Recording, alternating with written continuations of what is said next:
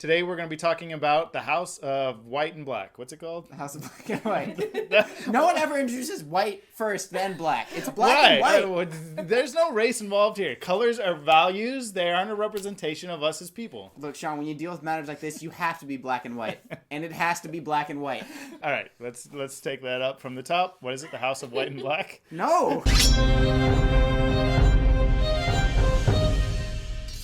Hey everyone, welcome to another episode of A Talk of Ice and Fire. Tonight we're going to be talking about the House of Black and White. So Ryan couldn't be here this week. He was out partying or doing something with his hair. I don't know what. But anyway, we got Paige, who is also a fan of Game of Thrones. Thanks for having me. You're welcome. She's already an improvement over it. Yeah, Ryan never thanked us for anything. I know, jeez. God, him and his dang hippie music Coachella. That was your brother, man. Oh yeah.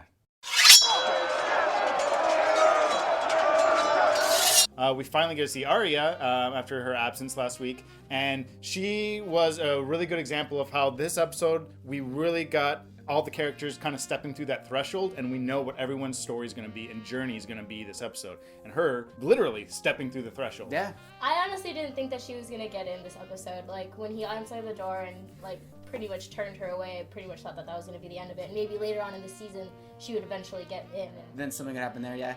I mean, she literally waited an entire night just saying the names on her list of people she wanted to kill. One thing I appreciate about that is that her list is getting shorter. I mean, it's cool too. The couple things is that we see a couple parallels with her when she's trying to hunt the pigeon. Remember from season 1 when she's trying to get the rat or what is the bird? The cat. And she can't. And Yeah. now she's like an efficient. She's able to fend for herself. We've seen how much she's grown already. And also kind of reminding me of stuff that's happened earlier on in season 2 when there was the riots in King's Landing. Yeah. The end with Daenerys and the slaves and the slave masters and stuff. That scene was really reminiscent of that, and just the whole idea. But now we're on the other side of it, right? Yeah. And so I thought it was really interesting that they were kind of able to take these perspectives we had and turn them on their head. Yeah. I mean, in a similar way that that Karstark overstepped Robb's authority and killed the prisoners. I mean, it's the exact same thing. That you know, this slave guy killed one of the sons of the Harpy, so Dany had to do this. As a queen, I mean, that's a tough decision to make, but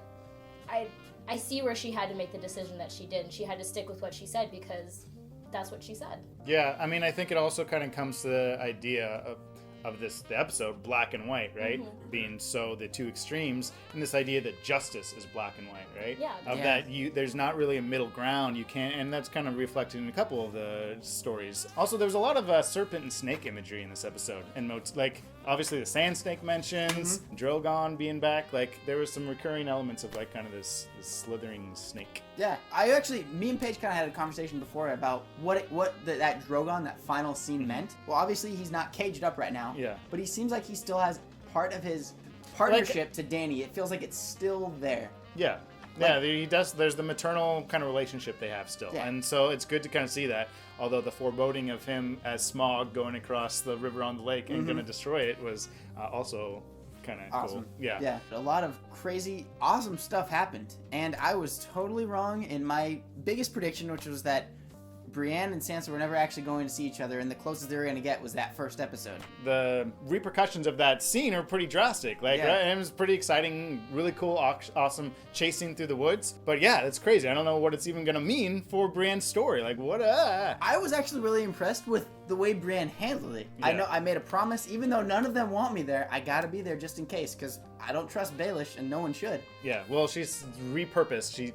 She sees the goal in mind now, and so that kind of reinvigorated her. Let's talk about a place that we've never seen before. We finally got to see Dorne. I mean, a very small bit of it, and we got to see Prince Doran, and I'm glad that he's actually a good guy. Yeah, he's cool. I mean, we don't get to see a lot of him, just the one scene, but I already like him. I think I like that actor dude. He's from Deep Space Nine. Hey, he's a cool guy. What did you think of Prince Doran?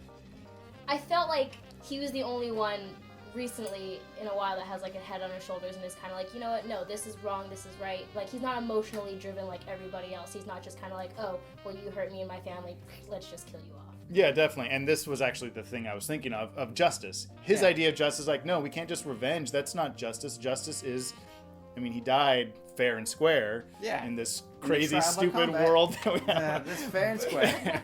But that's like what he's saying is black and white. Like, really, they're like, there's nothing I could do. There's a lot kind of going on beneath the surface there in terms of just the title and those themes of kind of those extremes ideas of good versus bad. Let's get to some happiness. John's the Lord Commander. That was crazy. I'm happy about it, but now I guess, I mean, he can't go to Winterfell and become a Stark.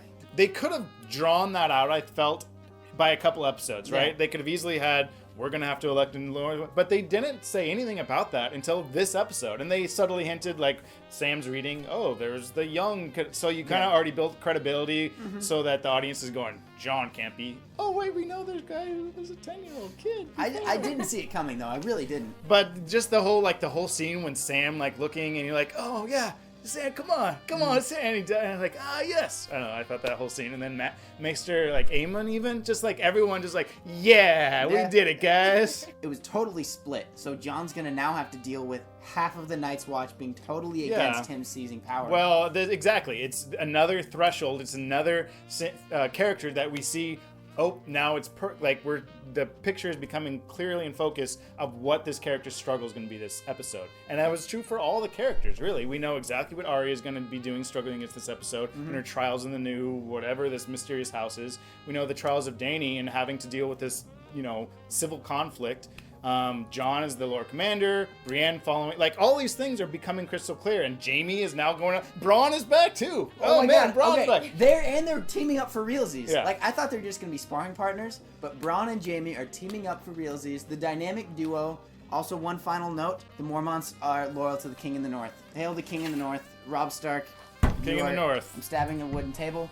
Robb Stark is my king, and he's in the North, but he doesn't have a head right now.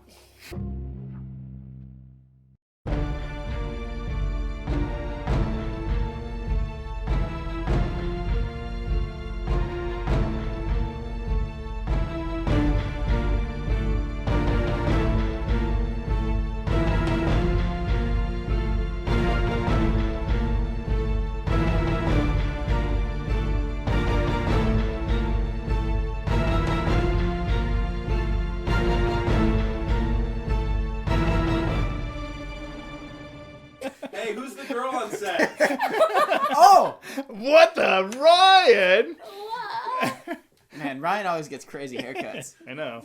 Coachella, you've changed Ryan. Like, I had an idea of what the Coachella experience meant. I didn't know it meant this. And I gotta say, it. I'm all for it, given the relationship we have in this universe. The Young Chunks. The Young Chunks universe, I I am don't totally know if I'm okay comfortable with going with out this. with Ryan now. As the brother and cousin of Look, will you let me date your brother as your cousin? well, since you've asked with honor.